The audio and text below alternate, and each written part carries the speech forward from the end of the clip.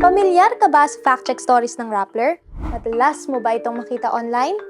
Nakaenkwentro ka na ba ng mga post na na-fact-check? Ito yung mga post na may markang may laman itong maling impormasyon o kaya naman ay kulang ito sa konteksto. Nagtataka ka ba kung anong key ng Rappler para markahan ang mga post sa Facebook? Para magayat sa patuloy ng panoorin ng video dahil narito ang 5 bagay na dapat mong malaman hinggil sa fact-check project ng Rappler. Una, taong 2016 ang simula ng Rappler na mag-fact-check ng mga post na kumakalat online. Nagsimula ito sa mga Facebook post kung saan minamarkahan ng fake ang screenshot ng kumakalat na post bilang tanda na mali ito, kasama ang caption na nagpapaliwanag kung bakit ito mali. Pangalawa, taong 2017 nakasama sa mga verified signatory ng International Fact-Checking Network o IFCN ng Poynter Institute ang Rappler. Samahan ito ng mga fact-checker sa buong mundo na may iisang layunin, labanan ang misinformation sa buong mundo.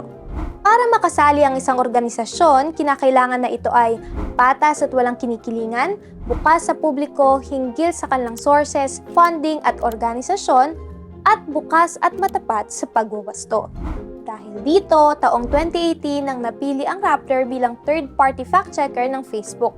Kaakibat nito ang responsibilidad na bantayan ang mga kumakalat na post sa internet at markahan na hindi totoo ang mga post na may maling impormasyon.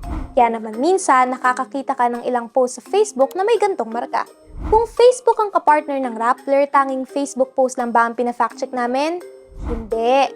Bago pa man ang partnership sa Facebook, naglalathala na ang Rappler ng mga fact-checks.